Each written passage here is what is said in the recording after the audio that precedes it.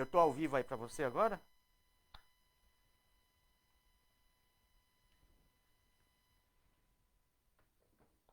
Peraí.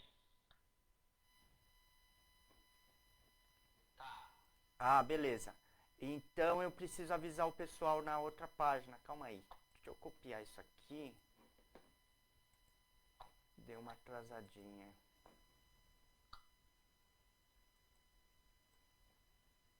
Agora você tá ao vivo. Ah, ok. Pera aí. Então eu passei o link errado.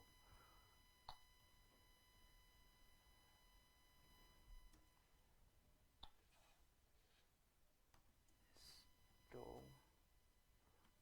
Aí, Ricardo, agora você faz. Ah, Dá uns 5 minutos pra eu entrar e você começa, tá? tá bom. Tem 8 Valeu. pessoas. Walter, boa noite. Isso. Obrigado, obrigado. Tem como mandar um link pro pessoal que dessa live, pro pessoal que entrou, tava na outra e agora Tem, eu vou mandar aí pra você. manda pra mim, por favor, que aí eu posto no meu Facebook que eu convidei o pessoal de fora também. Olá, boa noite a todos. Ah, já mandei já. Ah, obrigado. Eu estou aqui com o Herbert. Ele está me ajudando aqui. Deixa eu repassar, encaminhar.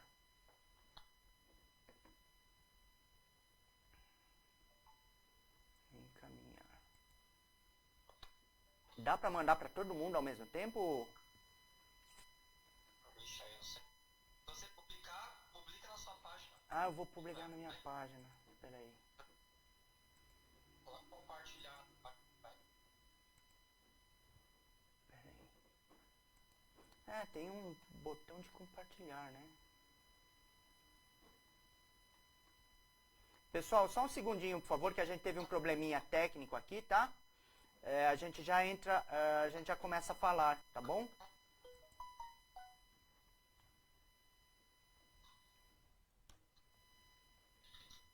Publicar. Acho que agora foi.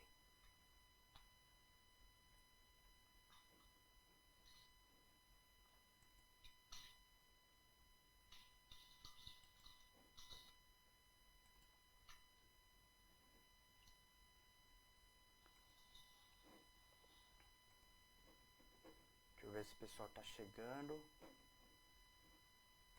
Agora, olha, já tem 30 pessoas. Pode 30 pessoas? iniciar. Ok. Já é um pelo. Pode, que aí o pessoal vai lá no quarto. Tá bom. Ah, tem um pessoal que... Ah, Renata Correia. Ok. A gente teve um problema técnico aqui, tá, pessoal? Mas vamos começar. A gente vai ter um pequeno atraso, então, né? Vamos fechar os nossos olhos, encontrar uma posição confortável em nossas cadeiras, acalmando a nossa respiração e vamos pedir para que o alto nos conduza e nos inspire. Então, amado Mestre Jesus, mentores da humanidade, pedimos inspiração para conduzirmos as nossas palavras aqui, para que essas palavras nos ajudem no nosso caminhar, no nosso caminho, e que consigamos cada vez mais estarmos alinhados ao pensamento e aos exemplos de Cristo. Pai nosso que estais nos céus, santificado seja o vosso nome, venha a nós o vosso reino, seja feita a vossa vontade, assim na terra como nos céus. O pão nosso de cada dia nos dai hoje, perdoa as nossas ofensas, assim como nós perdoamos aqueles que têm nos ofendido. Não nos deixeis cair em tentações, mas livra-nos do mal, porque vosso é o reino, o poder e a glória para sempre. Que assim seja, graças a Deus. Boa noite a todos, então.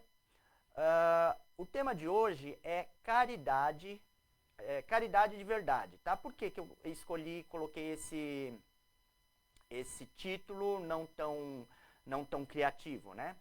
Porque assim, antes de eu começar a ler os livros espíritas, eu tinha um entendimento da caridade como todo mundo. Qual que é o entendimento da maioria das pessoas, né?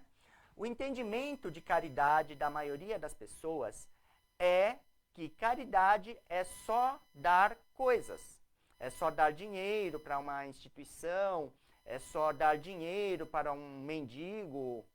Mas, na verdade, eu fui estudando o Livro dos Espíritos e depois o Evangelho segundo o Espiritismo, e aí eu percebi uma coisa que eu sempre vou atrás das coisas fundamentais, né? O que é e o que é fundamental. Lá no Evangelho segundo o Espiritismo, fala o seguinte, que os pilares do Espiritismo são a caridade e a humildade. Então, e aí legal, tranquilo, porque eu tenho que prestar atenção em duas coisas, né? E aí eu comecei a estudar, e aí eu percebi, eu comecei a perceber isso no capítulo 13 da Carta aos Coríntios de Paulo, né? Que ele começa falando assim, que ainda que eu falasse todas as línguas dos homens e falasse todas as línguas dos anjos, mesmo assim, se eu não fizer com caridade, e é essa palavra que usa mesmo no Evangelho segundo o Espiritismo, se eu não fizer com caridade, eu seria como um sino de bronze, que um momento alguém bate e faz um som, e daqui a pouco não aconteceu nada, não adiantou nada. Então, e aí eu li esse capítulo 13 inteiro, né? E me caiu uma ficha. Nossa, peraí, caridade não é só dar coisas. Aí me caiu essa ficha. E aí eu comecei a prestar mais atenção, por exemplo, nas palestras do Divaldo Franco. Eu aprendi esse conceito com ele, né? O conceito de caridade com ele. Ele fala o seguinte, que segundo Joana de Ângeles, caridade é o amor em movimento. O amor em movimento. Tá, mas aí você cai numa segunda pergunta. Tá bom, o que é o amor, né? E aí o Divaldo nos ajuda dizendo o seguinte, que amor é todo movimento, é tudo que você faz em direção ao bem do próximo ou em direção ao seu bem. Então, toda vez que você faz o bem para alguém, independente desse alguém ter dinheiro ou não ter dinheiro, desse alguém ter te pedido ou não ter te pedido, muitas vezes, né? Às vezes, o ideal é que ela peça, né? Na verdade, eu aprendi uma outra coisa importante. A gente só deve ajudar as pessoas se elas pedirem ajuda. A gente não pode ir se intrometendo na vida das pessoas e ajudando as pessoas sem elas pedirem, né? Mas isso é um outro assunto. Então, eu percebi que caridade é muito mais amplo. Então, por exemplo, quando você ensina o seu filho na escola, ajuda seu filho com a lição da escola, você está fazendo caridade. Você sabia que você está fazendo caridade nesse momento, ajudando o seu filho na lição de casa? Você está fazendo caridade. Quando você vê uma criança que está fazendo uma coisa errada e você corrige essa criança, mostra para ela que aquilo está errado, o que acontece? Você está tendo um ato de caridade. Mas vamos analisar alguns atos, inclusive Cristo, ele fez uma análise de um ato da viúva.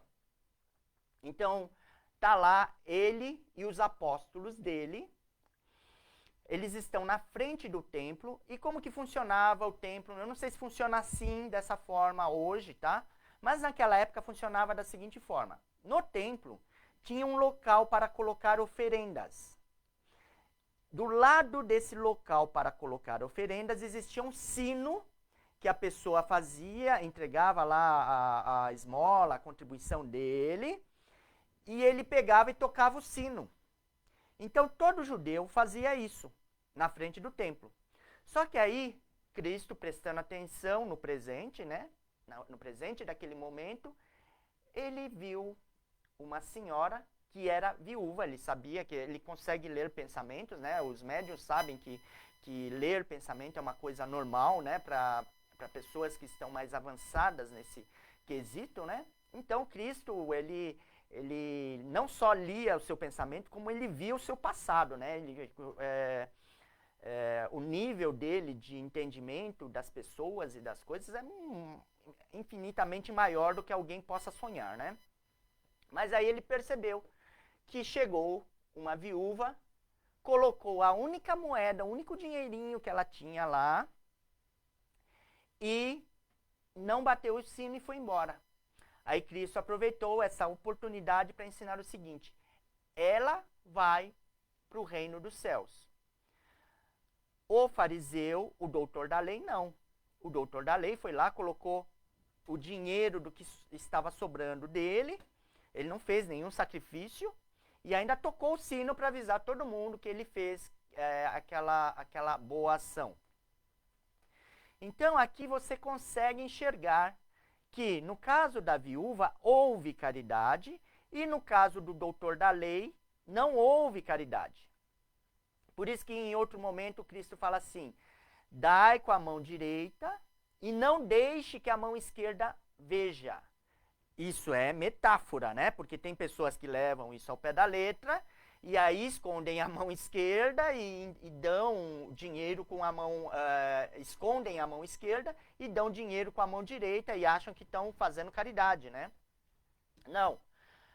Você precisa ajudar sem fazer alarde, sem mostrar para as pessoas, inclusive para o próprio ajudado muitas vezes.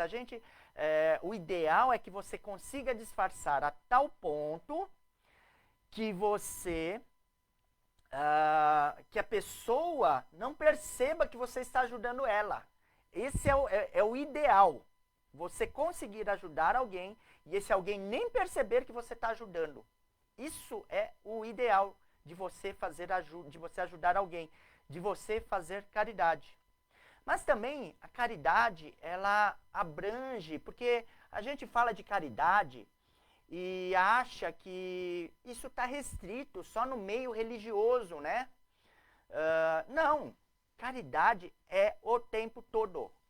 Então, Joana de Ângeles fala que caridade é o amor em movimento. E Divaldo Franco pega e fala assim: toda vez que você executa um verbo em direção ao bem do próximo ou ao seu próprio bem, você está exercendo a caridade.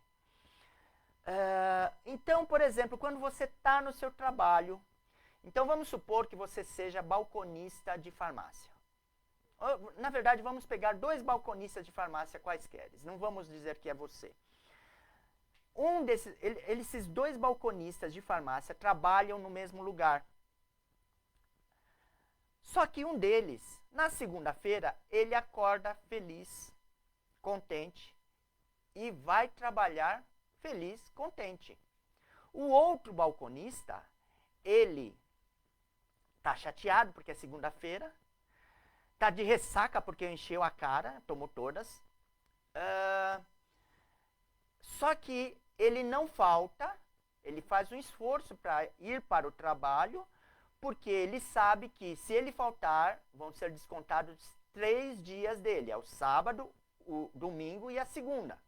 É lei trabalhista, né? E aí ele vai trabalhar com a cara fechada, com a cara amarrada, tal, né? Então, e o primeiro, quando chega lá na farmácia, ele atende bem as pessoas, como tem que ser feito, com um sorriso no rosto, atendendo bem, tentando ajudar o cliente e assim por diante. E o outro, ele atende de qualquer jeito, de cara amarrada, não, eu vou ganhar de qualquer jeito, né? Se eu atender bem ou se eu atender mal, então eu vou atender mal. E aí ele atende mal as pessoas. E aí eu volto ali para o capítulo 13 da carta aos Coríntios de Paulo. quando Paulo, na verdade aquela carta quem escreveu foi Cristo através de Paulo, né? Aquela carta lá é Cristo. Naquela carta, Cristo está falando o seguinte, que se você não fizer as coisas que você faz com caridade, não adianta nada. Se você não fizer as coisas com amor, não adianta nada. Como assim não adianta nada, né? Vamos fazer uma análise disso que eu falei agora, tá? E na verdade, que está no capítulo 13 da Carta aos Coríntios, né? Por quê que aquele mendigo não comeu um prato de comida? Aquela instituição de caridade não foi beneficiada e conseguiu ajudar um monte de gente? Por que que na Carta aos Coríntios, então, fala que de nada adiantou? Porque ele está focando você. Na verdade, quem está lendo? Ele está focando o leitor. Então, você lê aquela carta e ele está falando assim para você, olha, se você não fizer as coisas com amor, com caridade, de verdade, não adianta. E como assim não adianta? Vocês já devem ter visto casos de pessoas que nascem sabendo matemática, por exemplo, sabendo física, tendo noções de física. Mozart, ele tocava, ele compunha com 5 anos de idade, 6 anos de idade. Da onde que veio esse conhecimento? Como que Mozart veio com esse conhecimento para a Terra? Ele veio com esse conhecimento para a Terra pelo seguinte, porque em outras vidas ele estudou e trabalhou na música com amor. Quando você faz alguma coisa com amor, com caridade, você aprende de verdade. E aí você leva isso para as próximas reencarnações. Como que a gente estuda aqui na Terra? Para passar na prova, não é?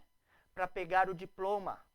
Quando você faz isso, quando você faz, vocês estuda, mas só para tirar o diploma, só para passar de ano.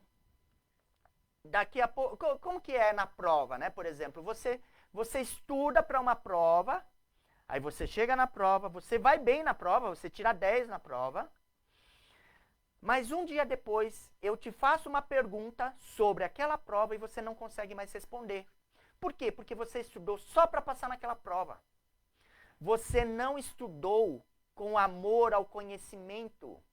Você não estudou com a curiosidade de uma criança, com a mente aberta de uma criança.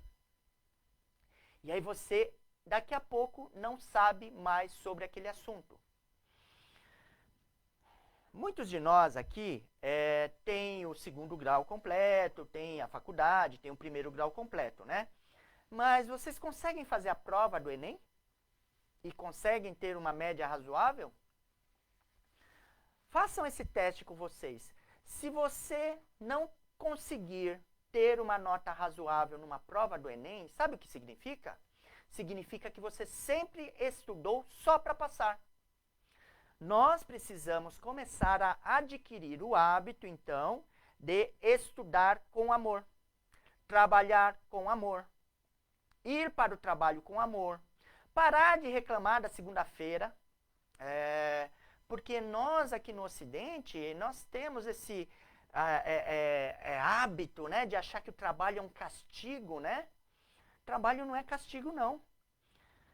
Trabalho é uma obrigação, por isso que nós reencarnamos. O trabalho faz com que nós evoluamos. O trabalho faz com que nós consigamos progredir cada vez mais, em termos intelectuais e em termos morais. Nas obras de Emmanuel, você sempre vai encontrar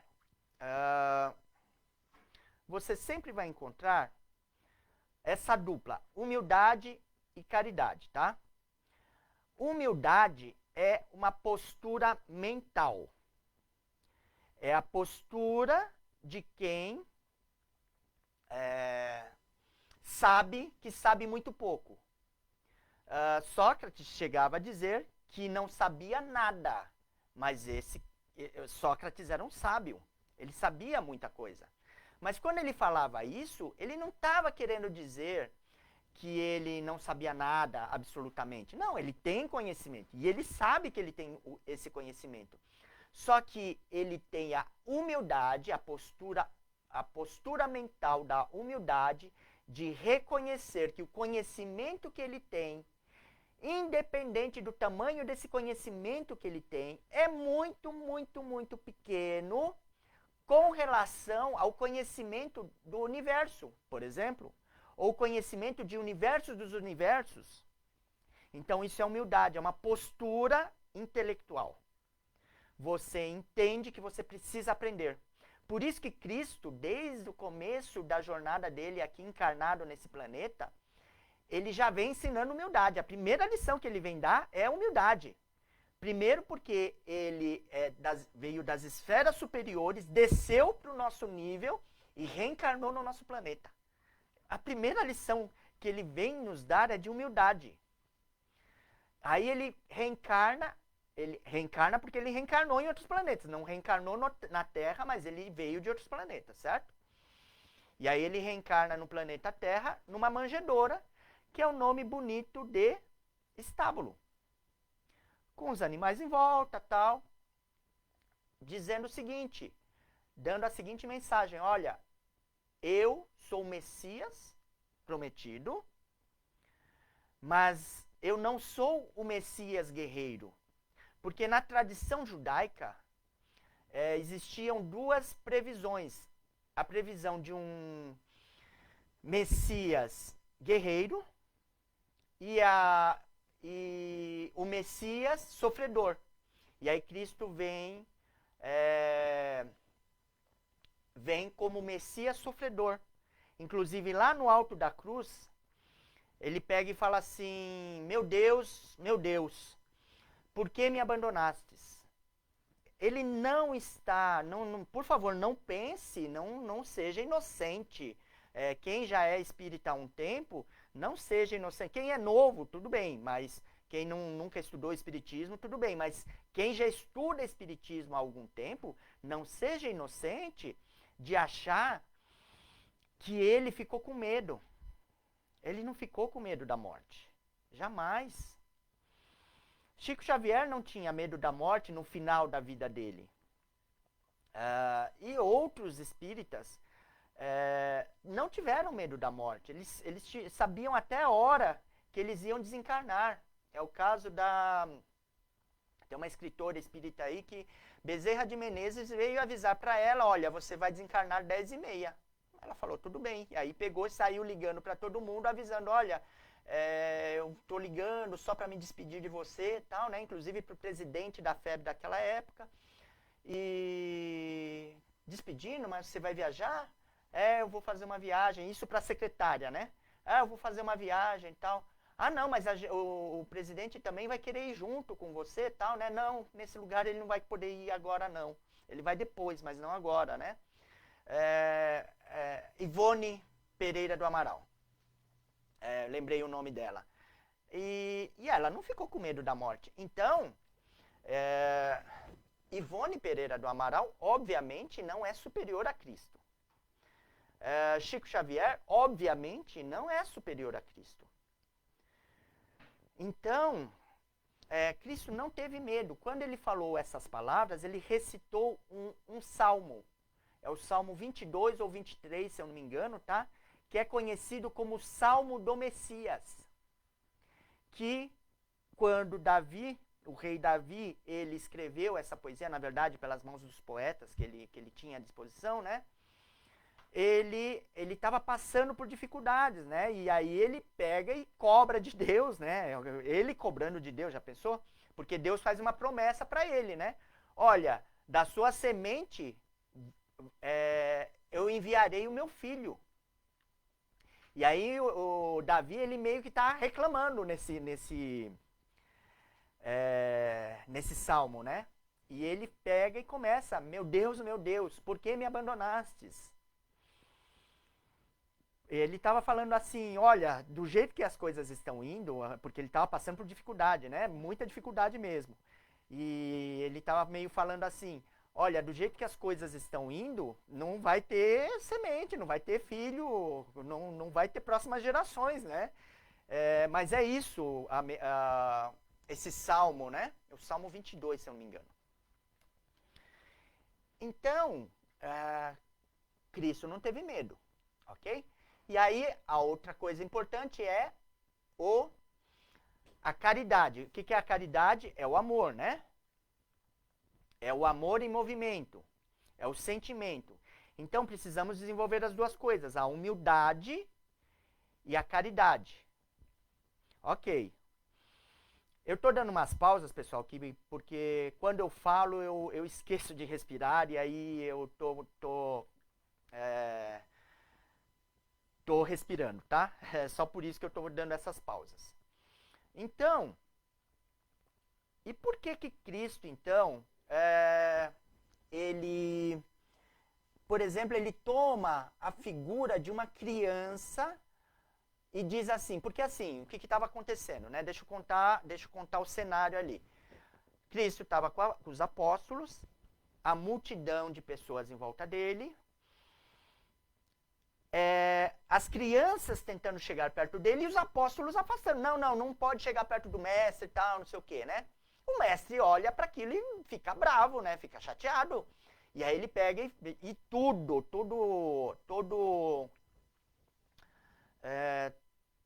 Cristo aproveita cada segundo da existência dele na Terra, encarnado, para dar uma lição. Tudo é uma lição. Tudo que vem de Cristo é uma lição. Então ele pega e aproveita aquele momento para dar mais uma lição. E aí ele pega e fala assim: deixai vir a mim as criancinhas, porque delas é o reino dos céus. Por que ele usa esta metáfora? Isso é uma metáfora, de novo, né? Não vai levar isso ao pé da letra. Porque tem espíritos infantis em corpos adultos. Existem espíritos altamente maduros em corpos de crianças, ok? A idade corporal não corresponde à idade espiritual.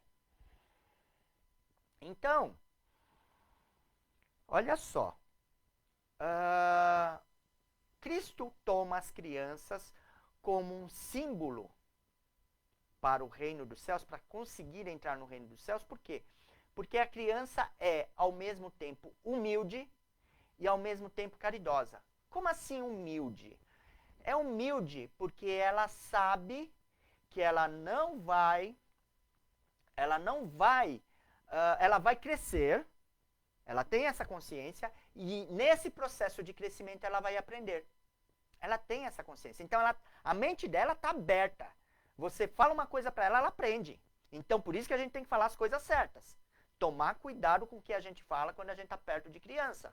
A gente tem que falar as coisas certas. A humildade dela é tão grande que ela pode aprender coisa errada. Ela ainda não sabe discernir o certo do errado. E ela é caridosa. Como eu sei que ela é caridosa? Vocês já devem ter visto duas crianças brigando. 5 minutos depois, o que elas estão fazendo? Brincando juntas novamente. Elas não se ofendem. Elas não precisam nem se perdoarem, porque elas não se ofendem. Perdoar e não se ofender é amor, é caridade. Por isso que Cristo pega a figura da criança para ensinar para nós o caminho da autoiluminação. O reino dos céus, tá? Eu sei que tem algumas pessoas que não são espíritas aí me ouvindo. O reino dos céus não é uma coisa exterior, não é como os muçulmanos acreditam, que você vai ser cercado ali, se você é homem, né? Cercado de 200 virgens, né? Tem aquelas coisas lá dos muçulmanos, de virgem, não sei o que, tal, né? E não, o reino dos céus é uma coisa interior. Você precisa desenvolver essas duas coisas em você, caridade e humildade. quando você conseguir fazer isso num nível satisfatório, você não precisa nem reencarnar mais. Você continua a sua evolução, mas não precisa mais encarnar num planeta. Pode ser, você consegue evoluir mesmo desencarnado. Esse nível é o que a gente chama de espírito puro. O espírito puro, ele já consegue evoluir sem precisar reencarnar. Tudo bem? E então, vamos lá, são 8h34, a gente começou um pouquinho mais tarde hoje, né? Deu um problema aqui da minha parte, um problema técnico, né? É a primeira vez que eu estou fazendo uma live aqui pelo Facebook, então me perdi um pouquinho, tá bom? Eu estava em outra página quando deveria estar nessa. Mas vamos encerrar por aqui. Então, mas isso é muito importante, tá, pessoal? Caridade não é só dar coisas. Caridade é fazer o bem. Caridade é deixar para lá o que o inimigo está fazendo contra você, tá? Perdoar. Perdoar é caridade. Deixar as mágoas para lá é caridade, tá bom? Isso é muito importante, porque como que você vai fazer caridade se você não sabe o que é caridade? Como que você vai ter humildade se você não sabe o que é humildade? Você precisa saber essas palavras, você precisa entender o conceito dessas palavras, tá bom? E essas palavras, elas permeiam toda a obra kardeciana, toda a obra de Chico Xavier, de Divaldo Franco. Vocês têm muito material para estudar sobre isso, ok? E o contrário, vocês precisam saber também o contrário de cada coisa. Então, qual que é o contrário da caridade? É o egoísmo. Qual que é o contrário da humildade? É o orgulho. Tá bom? Então é isso, pessoal. Vamos ficando por aqui. Vamos fazer as nossas vibrações e depois a nossa prece de encerramento, tá? São duas coisas diferentes. Vibrações, a gente vai emitir pensamentos do bem para as pessoas que nós vamos citar aqui. E a prece de encerramento é uma prece. Então vamos lá. Então vamos fechando os nossos olhos, acalmando a nossa respiração e vamos vibrar pelo planeta Terra. Vamos vibrar por todos os países, pelo Brasil, que possamos atravessar por esta pandemia com segurança, com tranquilidade, respeitando a lei, respeitando as ordens governamentais de ficar em casa. E vamos vibrar para os cientistas conseguirem encontrar logo uma vacina para que consigamos voltar às nossas vidas. Eu não digo normal, porque não existe mais aquele normal que a gente conhecia. Tudo vai mudar, tudo já está mudando, tá bom? Vamos vibrar pelos nossos bairros, vamos vibrar pelos presídios, vamos vibrar para que as pessoas que estão encarceradas, elas aproveitem esse tempo ocioso para refletirem sobre sua vida e corrigirem os seus caminhos. Vamos vibrar por todos aqueles que moram nas ruas, que eles consigam se reequilibrar.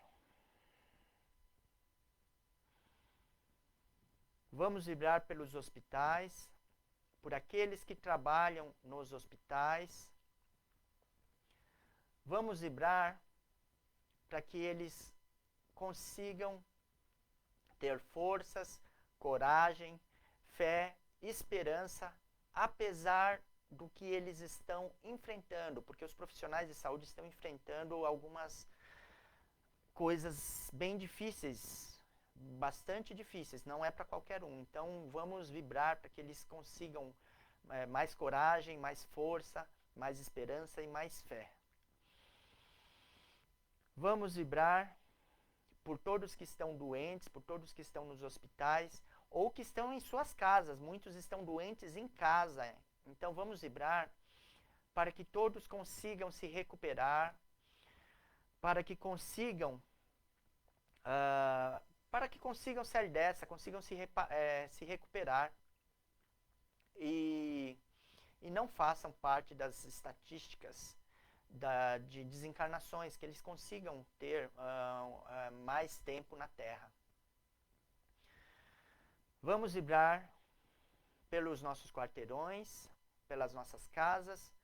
Vamos nos imaginar entrando pela porta das nossas casas e deixando um rastro de luz.